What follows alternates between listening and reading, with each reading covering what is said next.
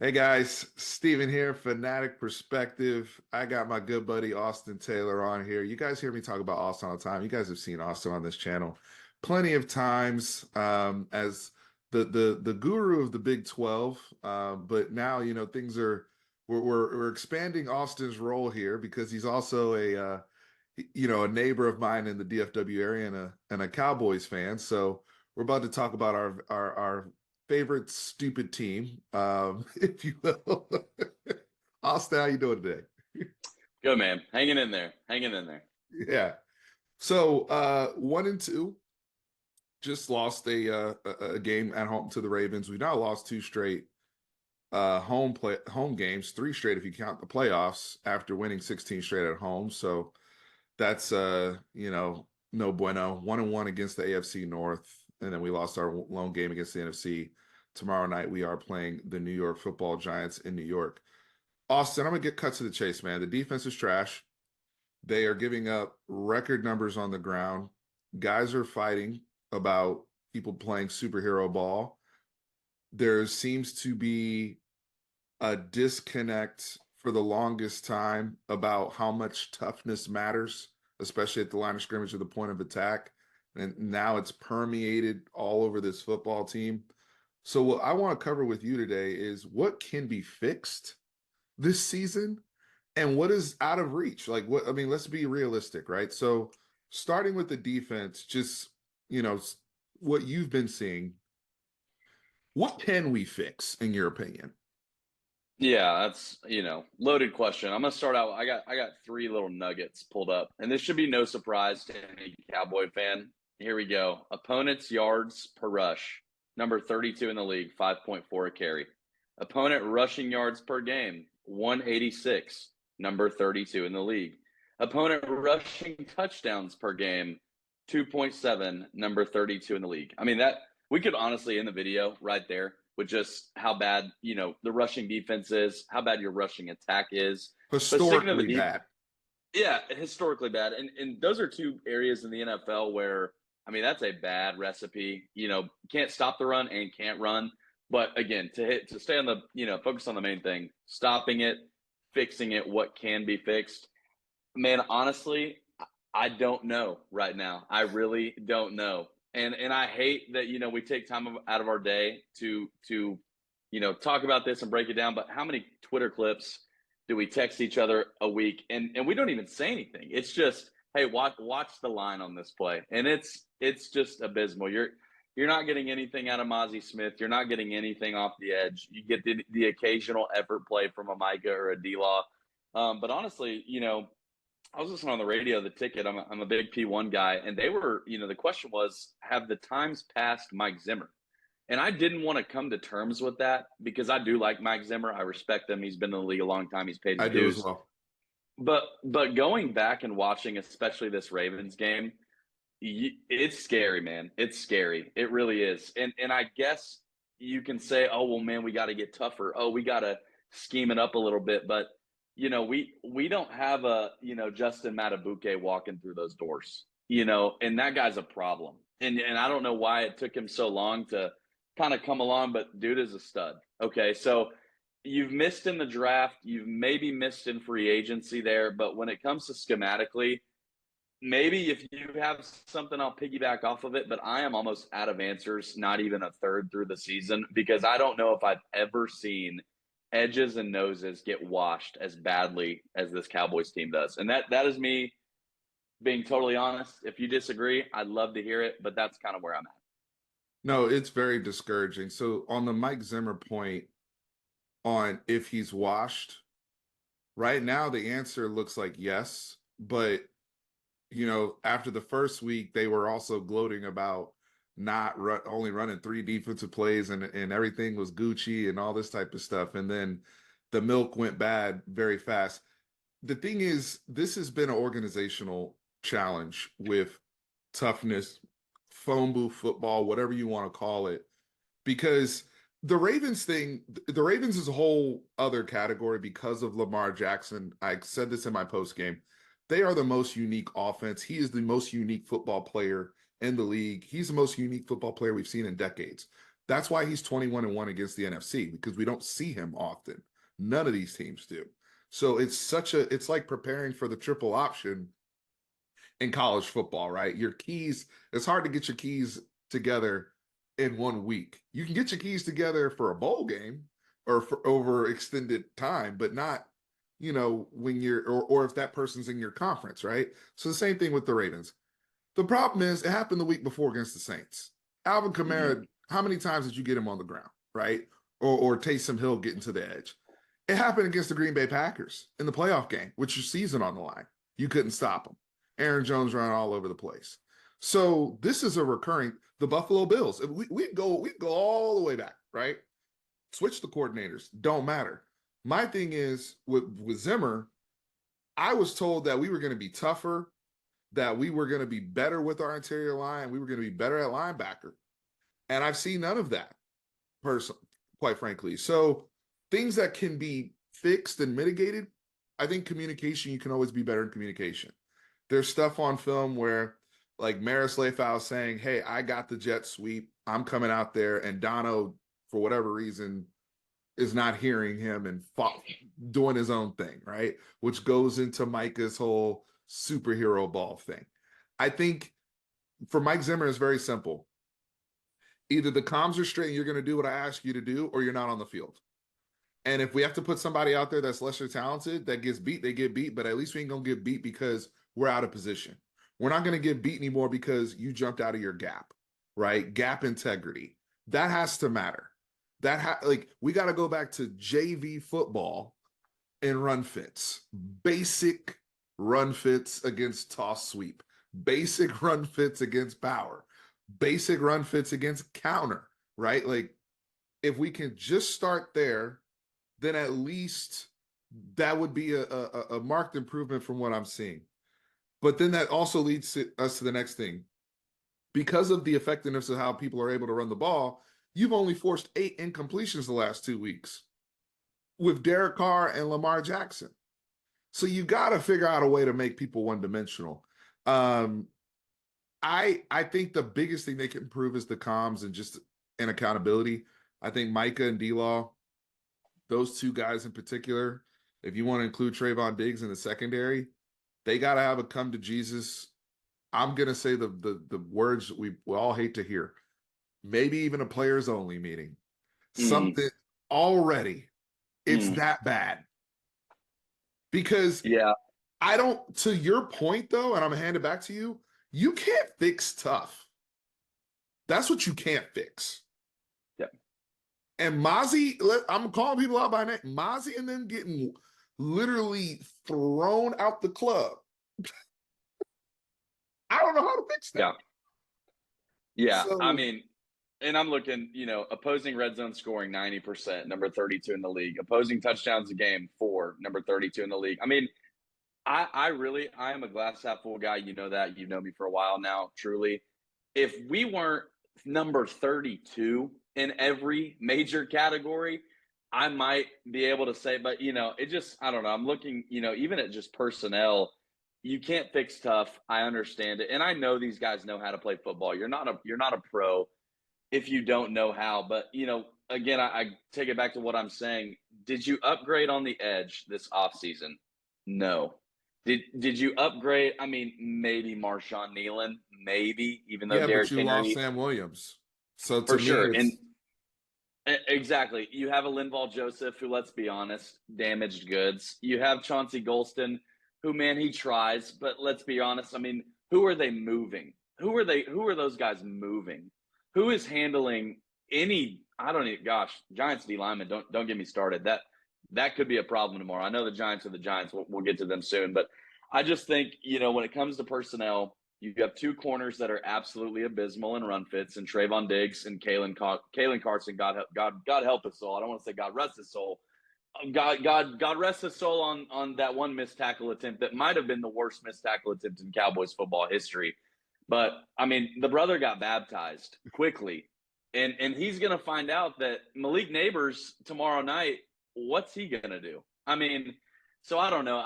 There's so many holes in this defense, and again, I hate to be so negative so early on, but it is scary. And again, we knew this was going to happen, though. That's kind of more of the point I want to make is we talked about it in the offseason, the local DFW people, Jerry saying all in XYZ. But what did we do?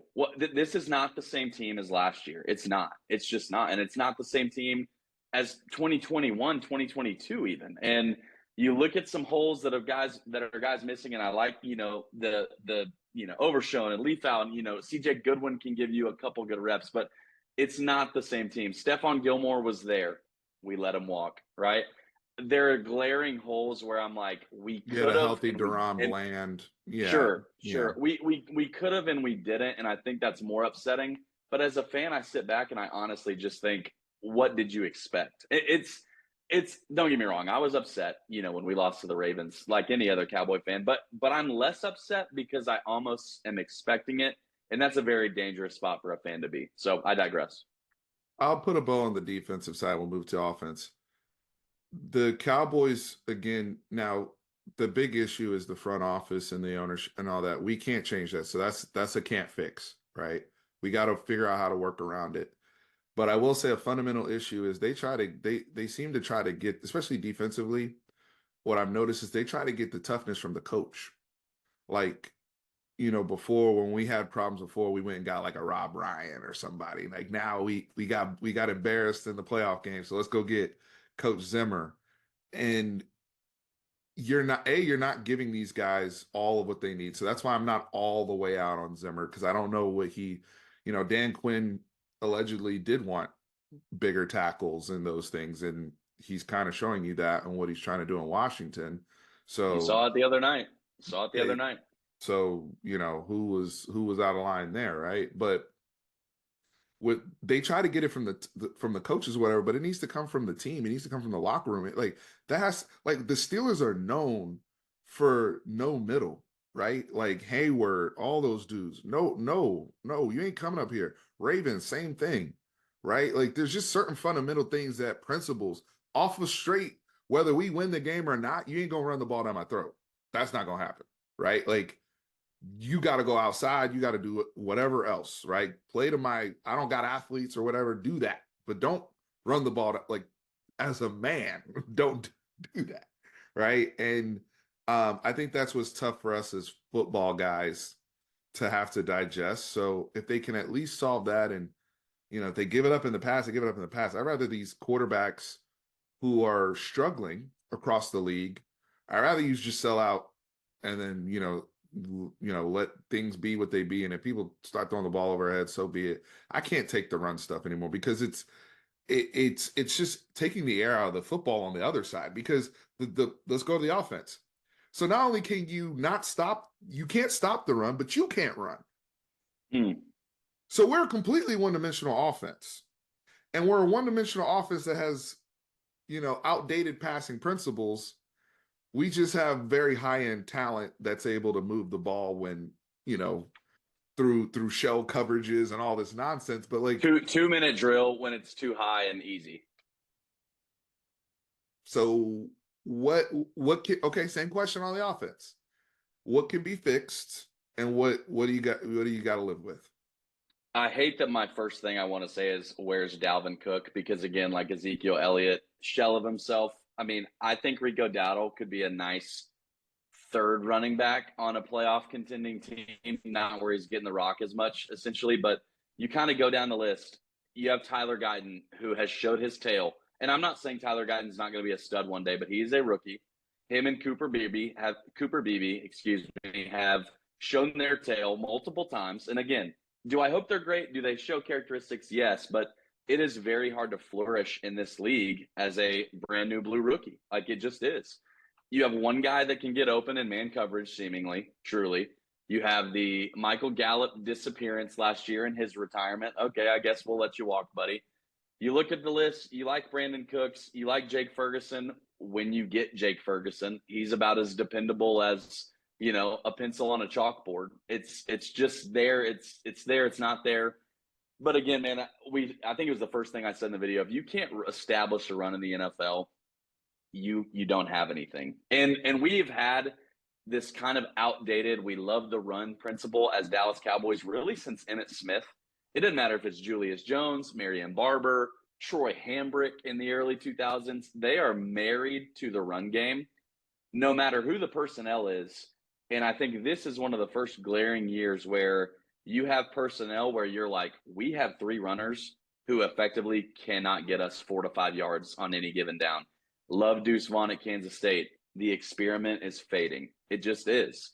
He's between the tackles, essentially, that should be gone. So I digress there. I don't know if it's more of a scheme issue, but so far it just might be a lack of guys that were there. And again, I think we saw guys that were there and we just passed. So that's kind of my 2 cents there. Yeah, there was an arrogance with the running back. Again, front office, I gotta live with that, right? I'll put that in the I gotta live with that category, especially when it came to personnel and how they put this offense together and the decisions that they made, and they'll have to pay for that and address that after the season.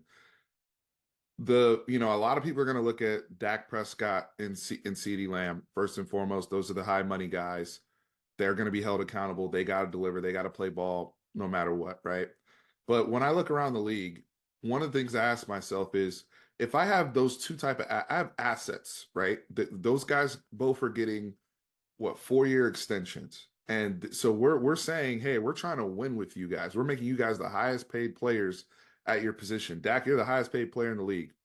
Why would I not want to then supplement that with the best coaching and the best scheme possible available? Why? There's no salary cap on scheme. You hear me? There's no salary cap on coaching. I understand the limitations because you waited to the last minute and you choose not to participate in free agency, by the way, whether they got money or not. Y'all weren't going to participate in free agency. So all that narrative about people taking team friendly deals so we can sign more people, they didn't do that when them brothers weren't getting paid. They didn't. When they had cap, they didn't spend it. So that's not what they do. So they might as well get paid for what they do. But with that being said, when you look at the dynamics of what they have to try to work with and the other personnel, I do think that the other personnel is good enough, especially in the throw game, for you to have a more effective passing offense than what you currently have. But how much motion do you see? How many rub routes do you see? How many combination things? Tom Brady mentioned this on the broadcast. Everything with Dallas is vertical, nothing is horizontal. Yet I hear we're running a West Coast offense, and I'm confused because I'm seeing these deep 5, 6, 7-step drops and people running these deep isolated routes in the 2-man and too high. And I'm like, what is even there? What is easy access? They talk about free access, right? Where are my drag routes? Like something basic. I get none of that, right? Like, yeah, that to me, Jalen Tolbert has played well enough the last couple of weeks to where I know I can at least do a rub route with him and Turpin, right? And get one of them yeah, open. Isn't that what the yeah. Rams are doing? How did the Rams beat the 49ers with no receivers? They won on first downs and they threw 4-yard hitch routes or drags all the way up and down the field All the and way had up and down the effective field. running backs. But the coach and they manualed that thing. They made sure, you know what? Scheme aside, we know how to get people into space. Mm-hmm. Right? That's the beauty of what we see as Texas Longhorn fans with Steve Sarkisian. We talk about he's all about space. Get people out in space. Catch the ball on the Discernment run. between man or zone. That's why they do all that motion. We're lining up and we're trying to play football on the highest level of difficulty. For what reason? And so I think Yeah, that is something that can change. It changed last year. It took them, because last year, the first 4 or 5 weeks, they actually were running a real West Coast offense. And it was like the old school Jeff Garcia 1998 49ers offense. But yeah, they went after the bye, after they got embarrassed by 49ers, all of a sudden we're running our old Dak, Kellen Moore, and now there was a little bit more, motion to everything. But I think that is something you got to change. Austin, you're right about the backs. You're right about Deuce Vaughn. You're right about Dowdle. There's nothing I can do about that at this point other than activate Dalvin Cook, see if he has anything left in his legs, and you just live with it. And I think you're going to have the mentality of throwing to run. Mm-hmm. And Well, you and I was mentioned it gonna, earlier, first down. You're going to have to throw on first down. that's what I was gonna say is I will really to throw it back to you a question. If you can't have a positive first down play, if you're Mike McCarthy, what do you do? And before you even answer that, that is licking your chops as an NFL DC. You know, if you stop them on first down to a negative play, a gain of 1, 2 max, 2nd and 8 is living hell for the Cowboys. That is where they don't want to be because 2nd and 8 turns into a deep slant to CD where 2 of 3 things that can happen are bad. Then you're forced into a 3rd and long where defenses just pin their ears back and Dak has to be perfect. And we are asking so much of Dak. I mean, I can't imagine just the feeling of knowing even 4 or 5 years ago, man, look at all these weapons I had at one time around me. And now I have 1.5 go-to guys that I can facilitate the ball to. Pick your 1.5. We know one is CD. You might get a half of Ferguson. You might get a half from Cooks every now and then. You might get a half from Tolbert. I know he had a good grab the other day. Great, cool, right? But is he a game-changing second option? No, not at this moment. So again, it's the first down stuff that sticks out to me in the first 3 games. Even against Cleveland, at some points, I'm like, man, first down power to Zeke goes for nothing. Like that's not where you want to be, man. So I don't know. If you look at the analytics, Austin, that's the other frustrating thing. We talk about rookie linemen. Well, when they do block it, when it is blocked, they're getting, and this is per the data. You can go to any data point you want to look at.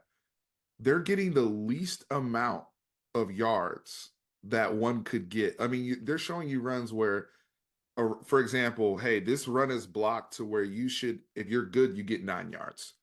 And Rico Dowdle's getting 4, right? Yep. Or like you mentioned, Zeke, that power play. Like one of them was actually blocked for him to get 8 yards and he got 1 yard.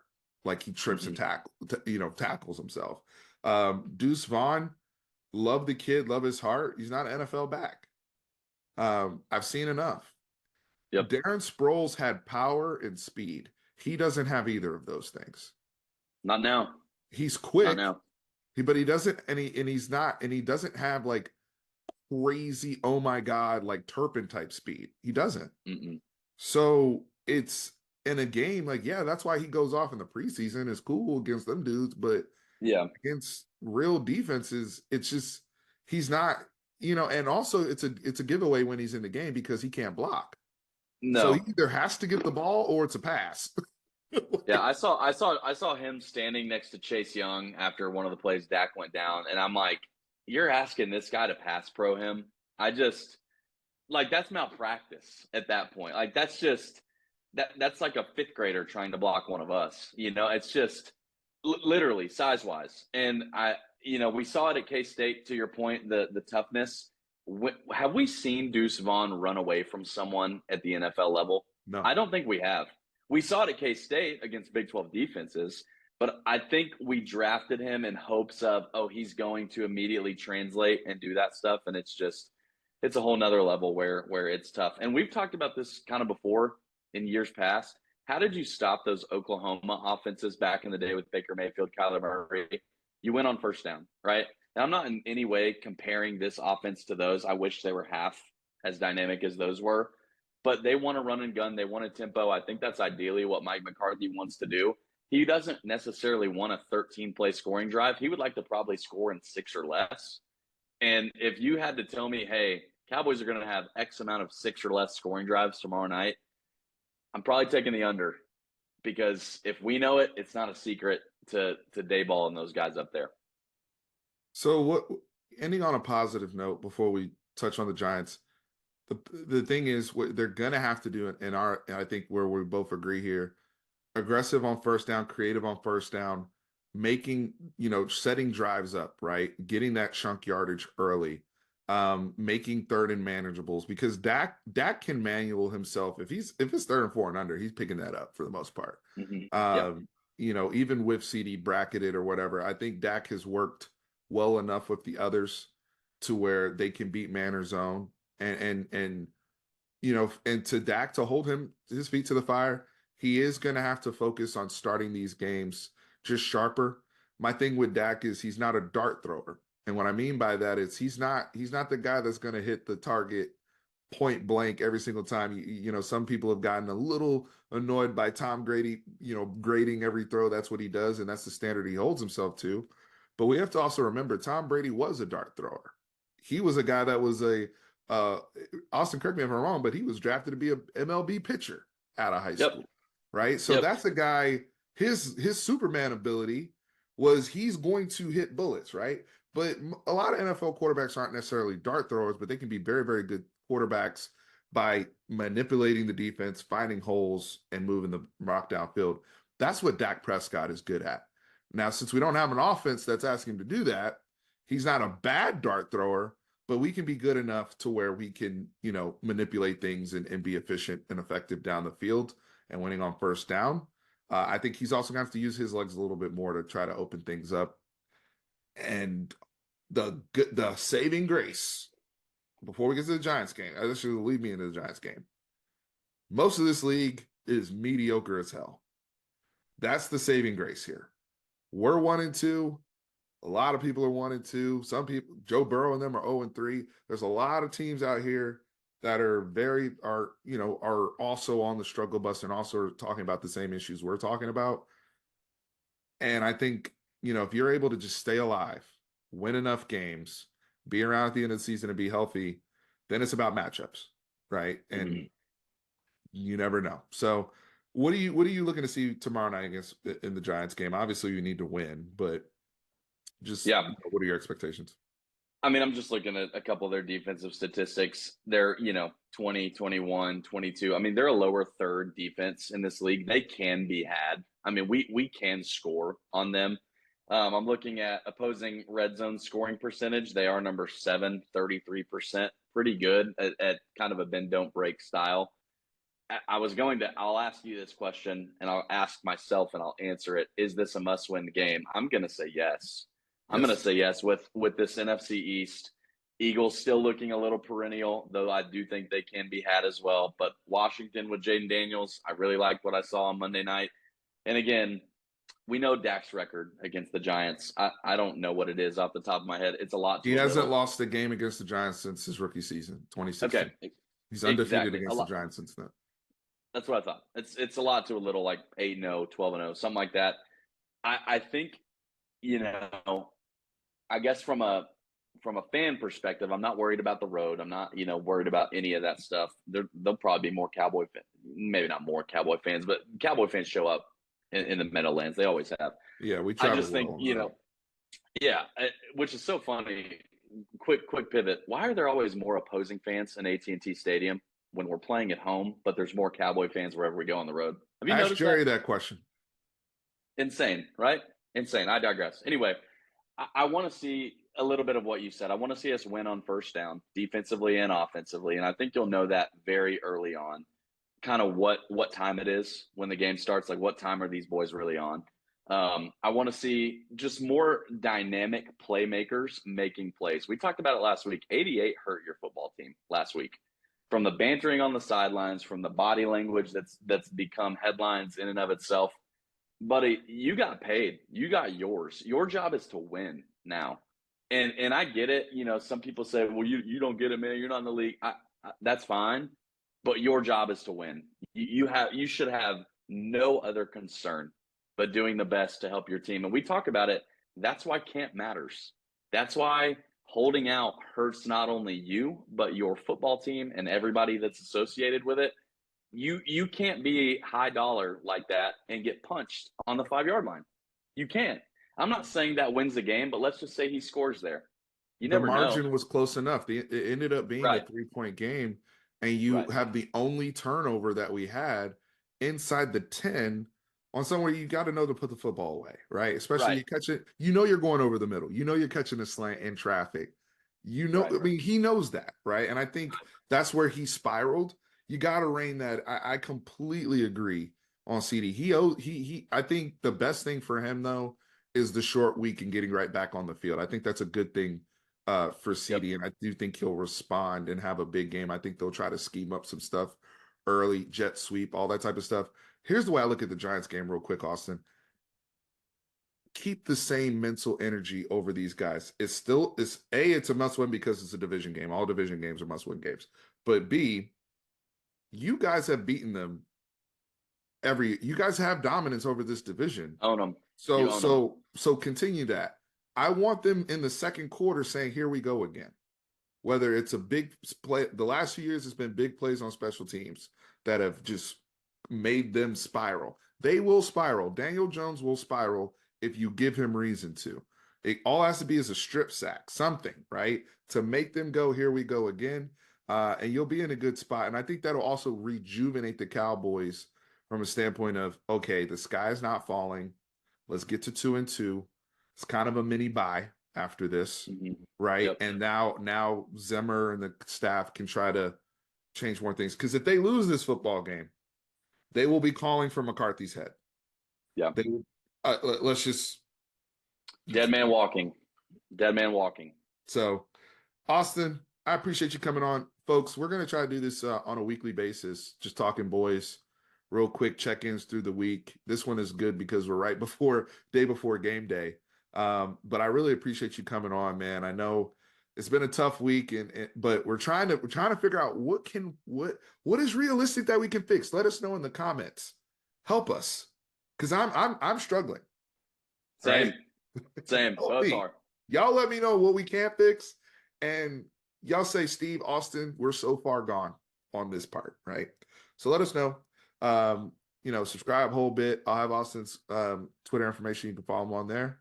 But guys, appreciate y'all and tap in after the game. I'll have post game. Peace.